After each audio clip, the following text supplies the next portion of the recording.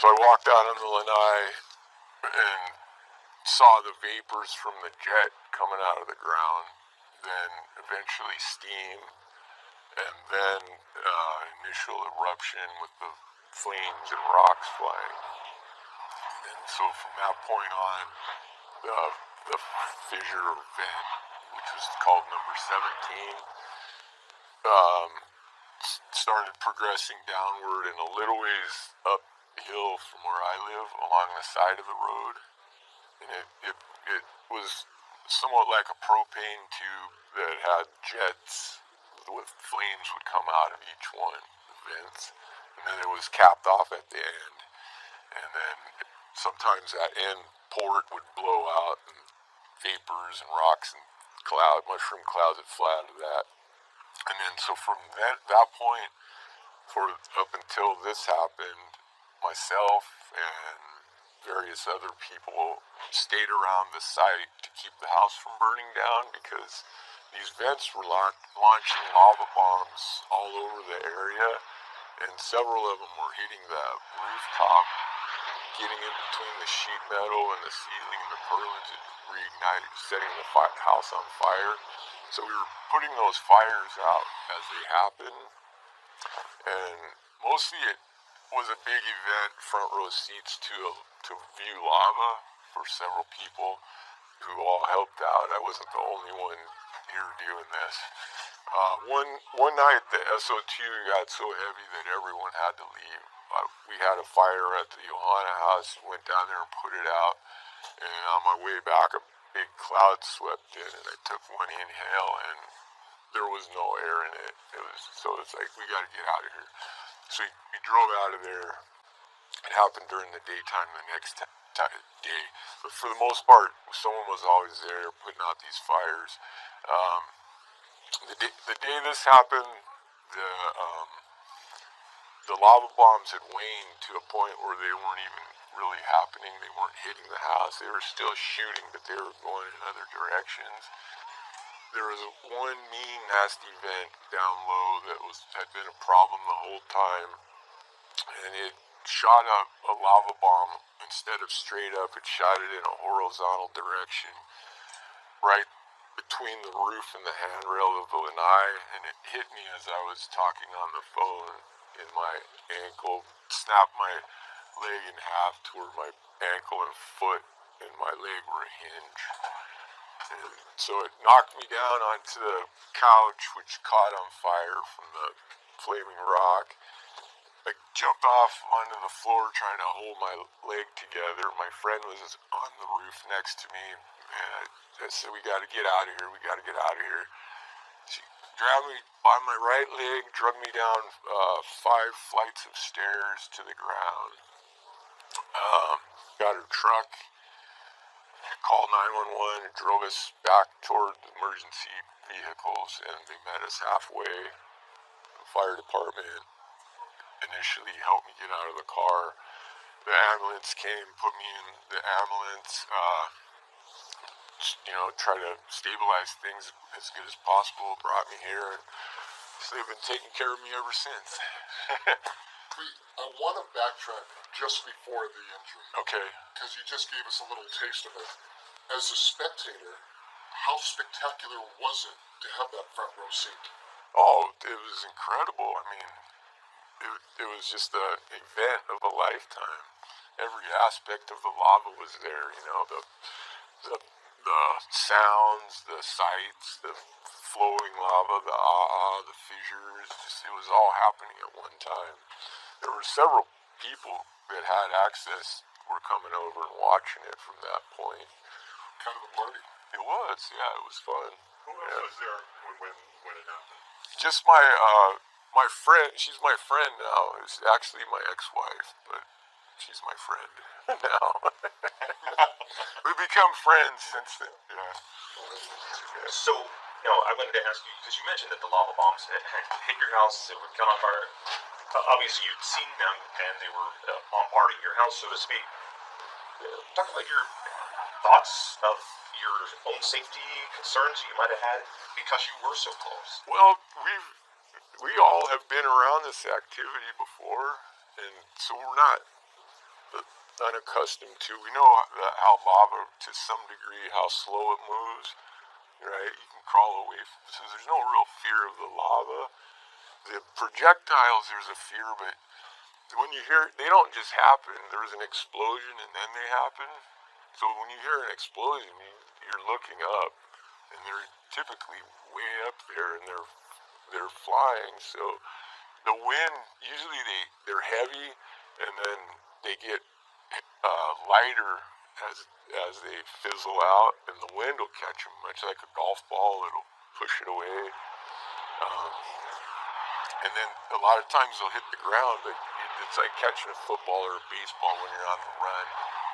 You know how you got to kind of watch it, and instead of catching it, you don't catch it. You let it fall away from you. And, Yeah, that's right. and then there's all kinds of places that you can hide and get away from it too. So it wasn't as brave or whatever as you might think. What does it feel like to be hit by lava? Was it solid, liquid, or? It was the most forceful impact I've ever had in my body in my life. I've been hit by big waves and various things. That was just incredibly powerful and hot. It burned too, yeah. Was it solid or a liquid feel? It was a solid, yeah. A hot solid. And I gather, was there a lot of pain, or were you in shock at that point? It was super painful. And I don't know if I was in shock. I just knew, I just think about my daughters, and I knew I was up on that roof, and I was in really bad shape. I mean, my leg was in half, my bone was sticking out, there was blood squirting out. I knew that I had to get out of there, and if I couldn't pass out, we just had to get out of there. Did anyone apply first aid directly to you on the Yeah, my friend, she got a sheet and pulled it as tight as she could, and then we had this old wet sheet that her dog had been sleeping on, and so we wrapped that around this, and that's what I held my shoe and my ankle together with my leg. Well, as we were coming down the stairs, each tread I'd hit, my foot it was really weird, really strange. Today you're wiggling your toes, though, aren't you? They wiggle, yeah. The doctors did an amazing job. I can't believe they could put it back together. I just wanted to live.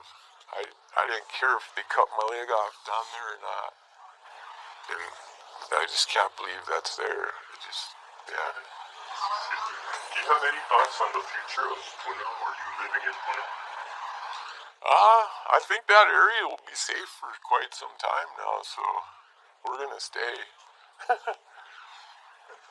The traffic there won't be hardly any traffic anymore because there's no roads to drive on. The area was under evacuation order. Why were you there? Like I said, the houses there are on a hill, and so we're safe right there. There was really no reason to go. I mean, to me, like things happen every day to people, just in an instant. So it's just an event that was super spectacular that the news wants to cover, and it happened to me. That's all it is. Yeah, you could get hurt bad just anytime. They saw this happening to you. Your recommendation or advice for anybody else who's down there that maybe shouldn't be? Yeah, if you're not just like anything else, like if you're leery of going surfing in certain conditions or anything else, don't tempt fate. Just be safe. Yeah. But if you feel comfortable and you're aware and you're capable, by all means, it's fun. Yeah. I want to ask you, Thrill of a lifetime. sorry, I noticed your TV's off. You're not watching any of this lava coverage. You had enough? I'm good on the lava, yeah. You mentioned that you were there trying to make sure that your house was okay because of the lava bombs and because of everything that was going on there. after you left, have you heard how your house is doing? Yeah, it's all good. Yeah, my neighbor's right there. He was as helpful as I was in protecting everything. I seem like I'm like getting all this credit for things, but he was right there the whole time. So, and my friend too, she was there the whole time. Lots of people helped out. The media was there a few times, helped put some fires out. Yeah. You mentioned your daughters. You said you were thinking about them when that happened. Obviously, they've seen you since then, and Yeah. they know that you're okay. What were you thinking? What was the I don't know, the message that you may have sent to them after you got through this and they saw you? They worried about you, and No, they're actually they've been going out in places I don't want them to go. So I think they're scaring me more than I'm scaring them, actually. Are you going to require any more surgeries? I'm gonna get this cleaned out and then one more time, and then a flap put over the. I guess there's a lot of tissue's been taken away from the fire and the stuff that couldn't be saved. You told you should be able to walk? Yeah, like 6 weeks, stay off of it, and then gradual.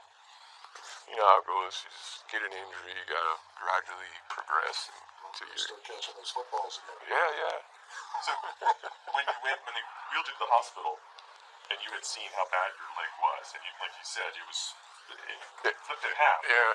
So when they put you in and you went in for surgery, did you think when you came out that you wouldn't have a foot? No, actually, the doctor, I don't know if I can say his name, I'll just call him the doctor, but really top-notch guy, made me real confident that the first night that when I went in that he was going to fix it all up. Two of the doctors showed up, and they gave me a lot of confidence. So have you been in pain? No. Nope, not anymore. Yeah, the staff here has done a tremendous job in helping me out. Smiling faces and lots of care. And then just for clarification, so they brought you into the emergency room and they just took care of your foot, made sure that you were okay, and then the next day they went into the surgery to make sure everything was still attached.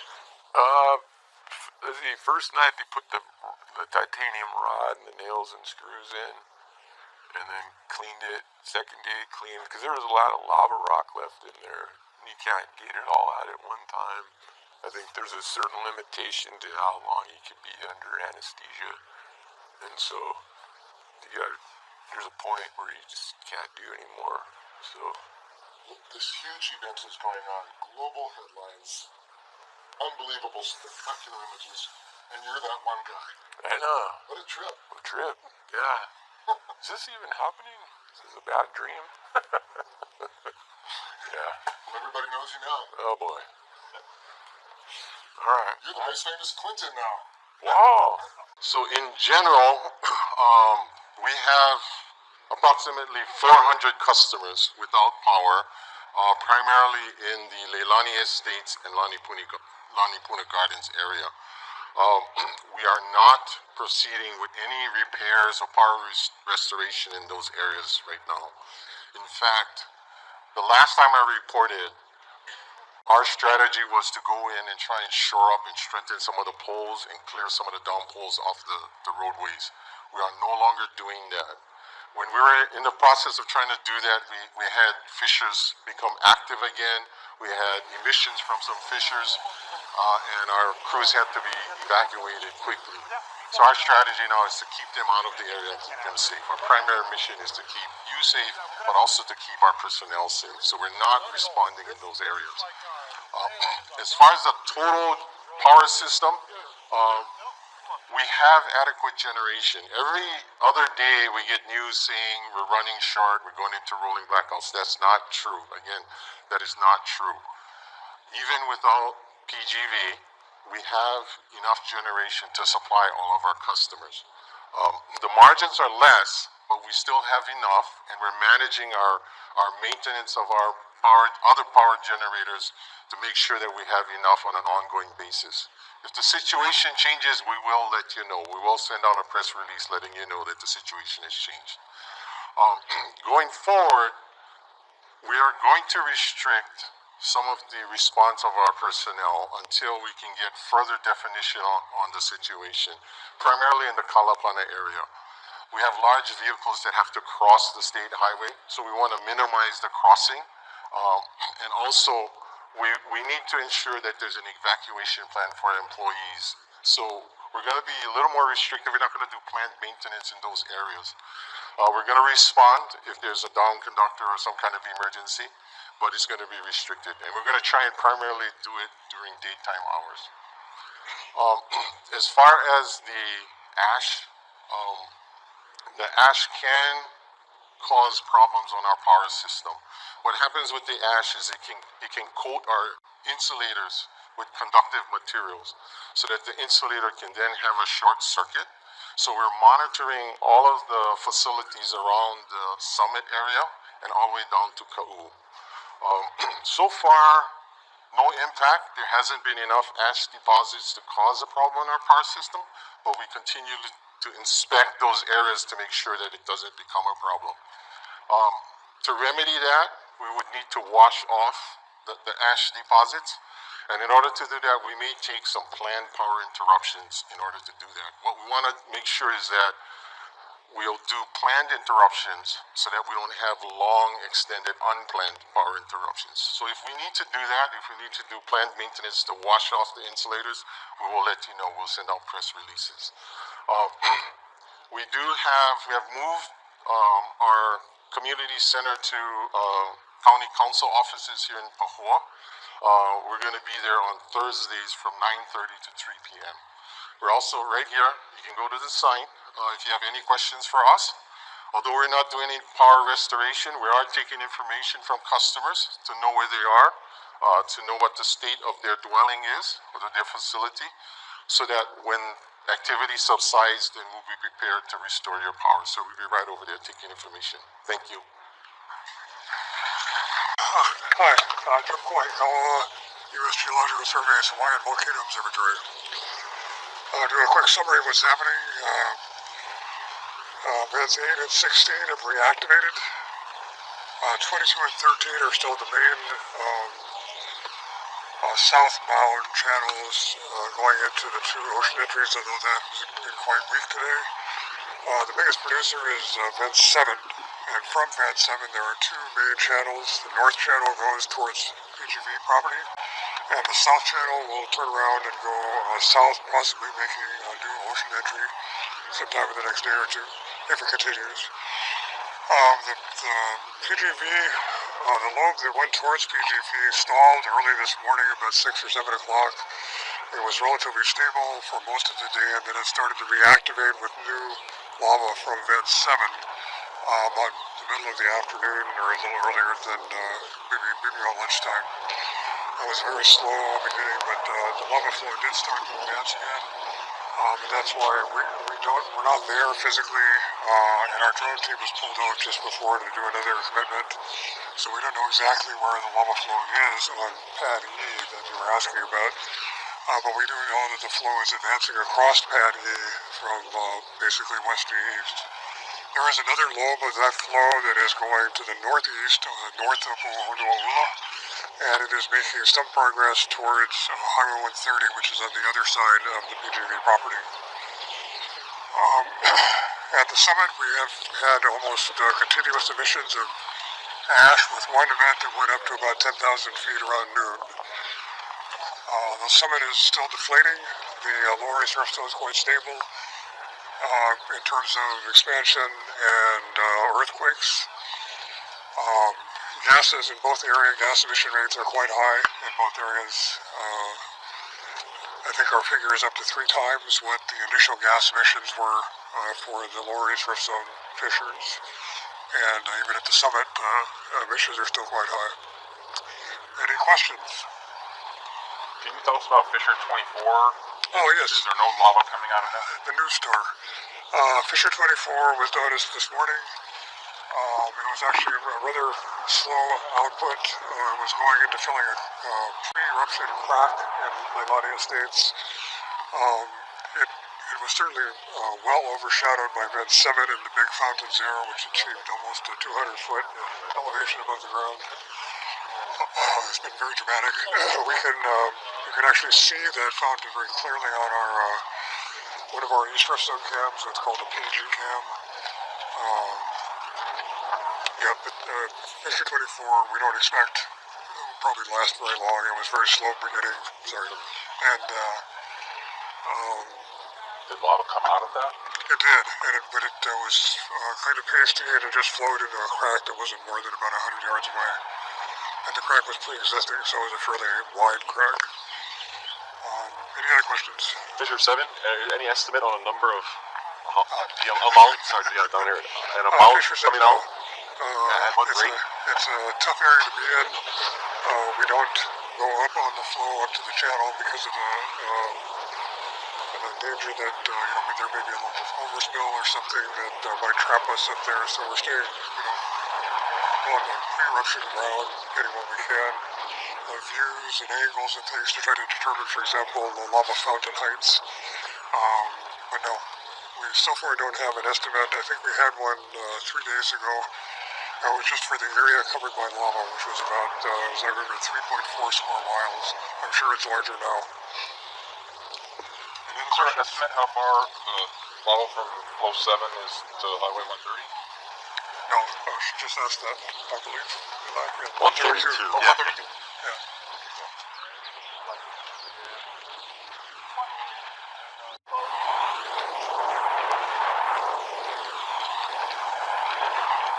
This is a civil defense message for Saturday, May 26 at 10:30 in the morning. Lava flow activity continues in the East Rift Zone of Kilauea. The flow in Leilani Estates has slowed its advance and is 150 yards from Pohiki Road. The flows to the south continue to enter the ocean near Mackenzie State Park. Due to the volcanic activity, the following policies are in effect. Residents close to the active eruption must remain alert to changes in the flow direction and are advised to prepare for voluntary evacuation should their areas become threatened. Areas along Kamali'i Road are experiencing elevated levels of sulfur dioxide. Residents are advised to shelter in place or leave the area. Pahoa Community Center, Keau Community Center, and Sure Foundation Church are open. Food will be provided and shelters are pet friendly. Ash masks are being distributed at Cooper Center, Hawaiian Ocean View Community Center, Pahala Gym Annex, Shipment Gym in Keau, and Naalehu Nutrition Center from 9 a.m. to 1 p.m. today. We are on watch 24 hours a day for your safety. This is your Hawaii County Civil Defense Agency. This is a civil defense message for Saturday, May 26 at 6:30 in the morning. The Hawaiian Volcano Observatory reports lava flow activity in the East Rift Zone of Kilauea. The flow in Leilani Estates has slowed its advance and is 150 yards from Pohiki Road. The flows to the south continue to enter the ocean near Mackenzie State Park. There were 2 minor steam explosions at the Kilauea summit over the night. There is no immediate threat to Puna geothermal venture. Due to the changing conditions, the following policies are in effect. Take action to limit further exposure and be prepared to leave the area with little to no notice if necessary. Ash fallout may cause poor driving conditions. Drive with extreme caution or pull over and park. Stay alert for warnings from civil defense officials. To help our residents, we are distributing free masks for ash protection. Distribution is today from 9 a.m. to 1 p.m. at Cooper Center, Hawaiian Ocean View Community Center, Pahala Gym Annex, and Naalehu Nutrition Center. Each person may receive up to 3 masks. Masks do not protect against gases and vapors. They will only provide filtering for ash. We are on watch 24 hours a day for your safety. This is your Hawaii County Civil Defense Agency.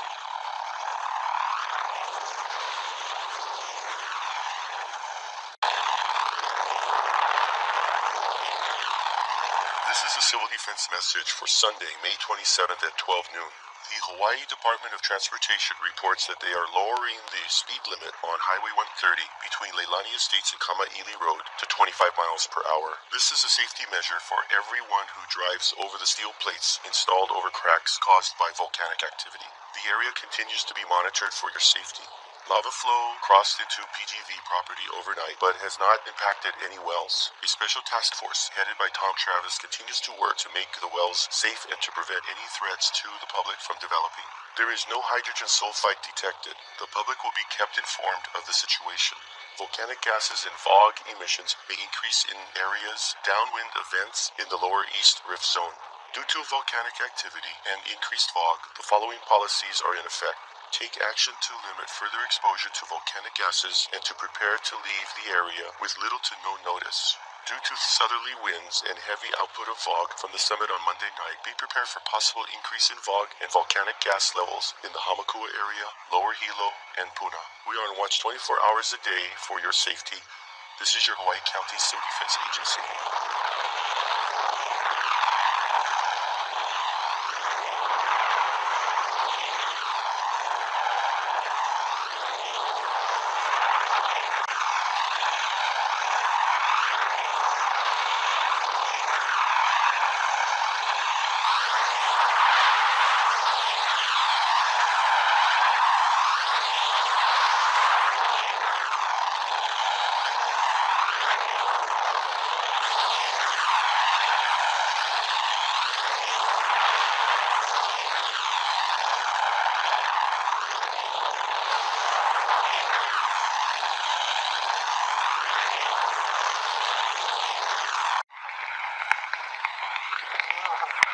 This is a civil defense message for Friday, May 25th at 2:30 in the afternoon. The Hawaiian Volcano Observatory reports that eruption activity continues in the area of Leilani Estates and Lanipuna Gardens. Fissures 7 and 21 are feeding a perched lava pond and Pahoehoe flow heading east toward Kaupili, Mohala, and Kahukai streets in Leilani Estates. Due to the active eruptions, the following policies are in effect. Any residents remaining in the current affected areas of Kaupili, Mohala, and Kahukai streets should leave now. Hawaii County Fire Department went door to door on Kaupili, Mohala, and Kahukai streets to check if residents needed assistance. The Pahoa Community Center, Keao Community Center, and Sure Foundation Church are open. Shelters are pet friendly. We are on watch 24 hours a day for your safety. This is your Hawaii County Civil Defense Agency. This is a CH-53E Super Stallion helicopter, and it's a Marine Corps helicopter that's designed for moving passengers and cargo in combat. And we're here now essentially to help use that capacity to help our Hawaiian friends and in their time of need and conduct mass evacuation if needed. We got here on Tuesday, and then we assumed the tasking yesterday on Thursday. There's an entire Title 32 or National Guard structure under a dual status commander, and we're on the active component of that, and specifically the aviation component even underneath the active component. So so we're working very closely with locals here, Hawaiian, National Guard members. It's 43 passengers plus a 4-man crew. Okay. So we've actually increased the capacity. These are configured solely for passenger carrying. So to maximize the lift that we can do. The evacuation zones are specifically designed to be away from the lava flow, so south of the actual East Rift area, and then in an area that is hopefully safe enough that people can get to it in time. The isolation is the key, and from my understanding, the air quality is a big concern for the public. That we're worried that the hydrogen sulfide and the other toxic industrial chemicals that could be in the air might cause people to have to get to these zones and have us get them out. Keep in mind that our crews are trained, and these helicopters are designed to go into extremely austere, unprepared zones, right? So we're trained to kind of look at a map, get a general feel for where we'd like to land, and then go out, take a look at those zones, and then decide on those zones. So we actually had a lot of help from our Army partners on that. They were here months in advance of us, watching out for us and doing some of that pre-planning for us. So we're really happy to have some of that pre-planning. We're deferring to the leadership of the JTF 50, but from my understanding, the biggest triggers here are the air quality, the lava flow itself. Essentially, as the residents know, moves very slowly, but the air quality is a big concern that the levels reach dangerous levels, especially for the elderly and the young, and that the lava may isolate areas where then it's difficult or impossible to evacuate. We are currently scheduled to be here until Monday. It's our last day of support, but the extensions and the time is in work right now to keep us here longer if needed.